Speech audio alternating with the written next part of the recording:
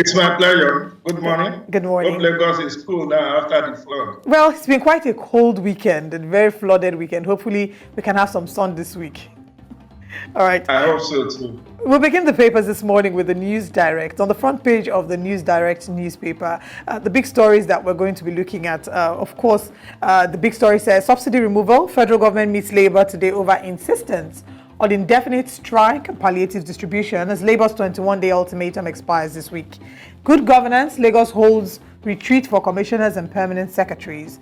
Sarab drags Tinubu to court over collection of retirement benefits by ex-governors serving in cabinet. REA to deploy Naseni renewable technologies to light up rural areas in Nigeria. Governor Adeleke survives plane crash, alleges engines were tampered with.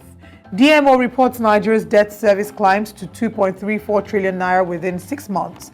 And the LEA rescues 5 pregnant teenage girls being trafficked in Owerri. Ogun State raises alarm on cholera outbreak.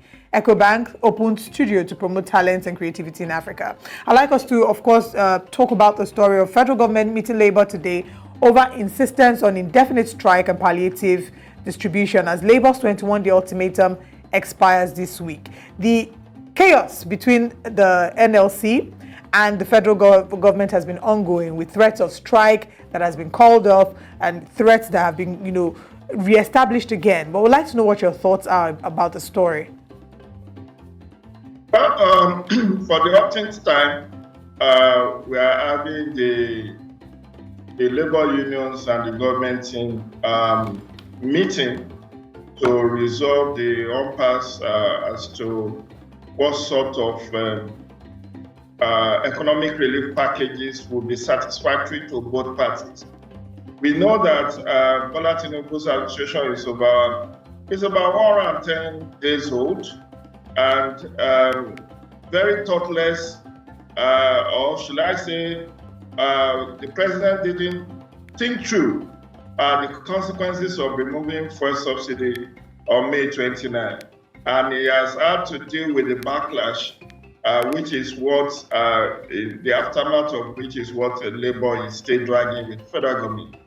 I would have thought in other climes, what should have preceded the removal of fuel subsidy would be to look at measures to cushion the expected negative effects of the snowballing cost of living.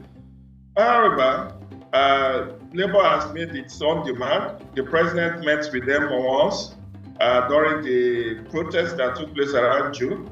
And unfortunately, the president is not around this time around. But we have a minister of Labour, 2 of them, who has now called for a meeting. I hope the meeting will come to an agreement that is mutually beneficial. Because truth is that every successive government have been very, should I say, very economical with the truth when it comes to the issue of subsidy removal. And I can tell you for free that even as we speak, subsidy is back.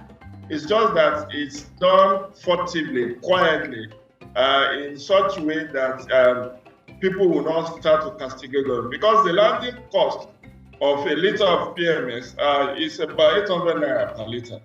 So if you are still buying fuel at 610, 580 per liter, it means somebody is paying the differential. So we are back to the era of under recovery. But that's not the issue. The issue is this whole meeting to resolve economic relief packages should have been concluded under 8 weeks. The initial timeline given when they set up meeting with labor unions was 8 weeks.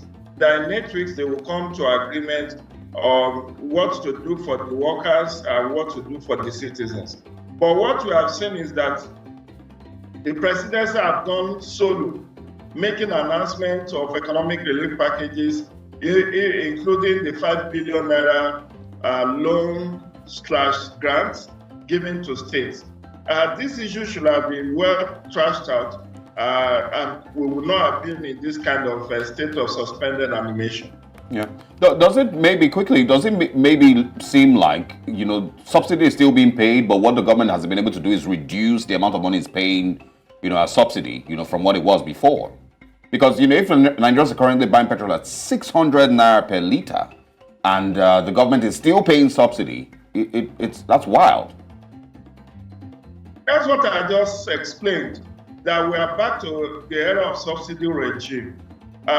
What is happening is that we are only not paying as much. Government is not paying as much as it used to pay pre-May 29, 2023. And this is reminiscent of what happened under Buhari, when he also in 2017 said subsidy is gone. 2016, he said subsidy is gone. And that was when he jacked the price of PMS from 87 naira to 145 naira per litre. So in 2016, there was no budget for subsidy. In 2017, there was no budget for subsidy in federal government appropriation law.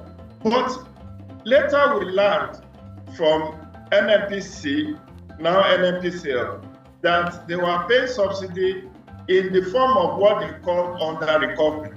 So I believe very strongly that we are back to the era of under recovery.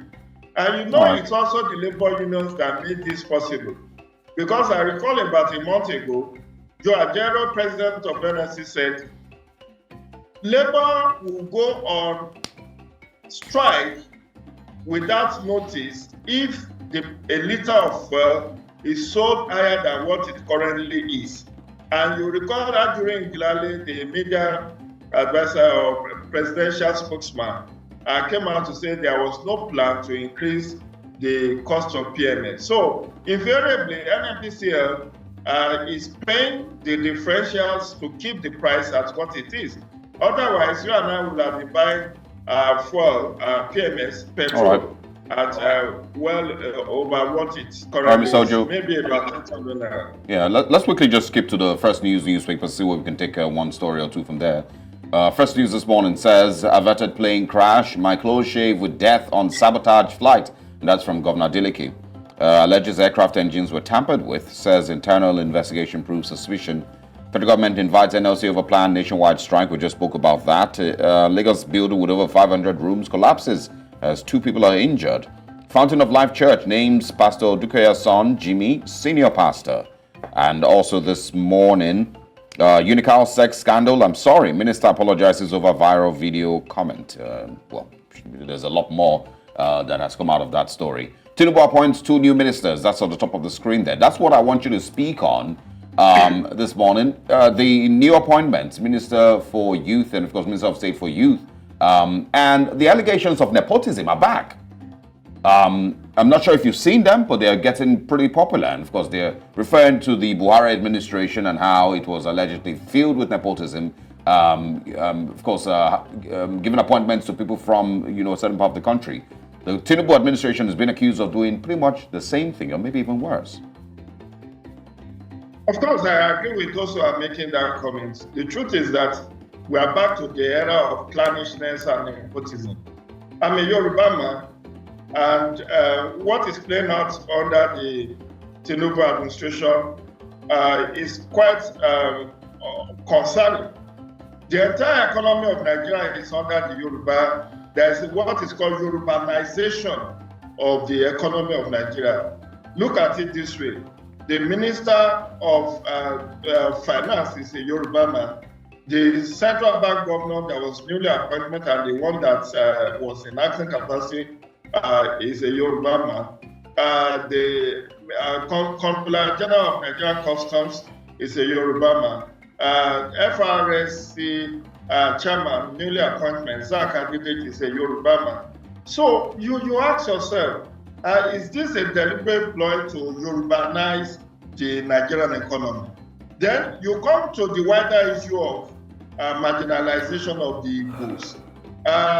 You recall that during the screening of the last batch, screening and confirmation of the last batch of ministers, the Igbo senators protested that out of the 6 geopolitical zones, it's only in Igbo land, the first state of the Southeast, that did not get extra on top of the constitutional 1 per state.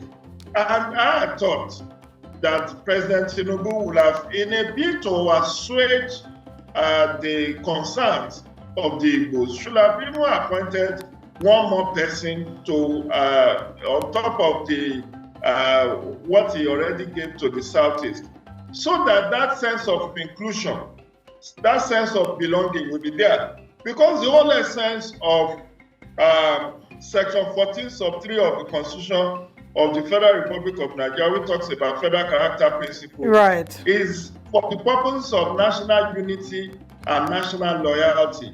So if you have this kind of discriminatory attitude from the president, it will make it look like we are back to the era of 5% and 95%. Those who give me 5% of the votes will not get as much as those who gave me 95%, which was credited to former President Buhari. Mr. So I think Jide, the president should just try and give the Southeast sense of belonging and sense of political inclusion. All right, Mr. Jide, thank you so much for your time with us this morning. We unfortunately have run out of time.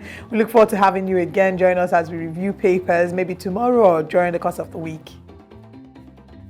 You have a great day. You as well. Stay blessed. All right.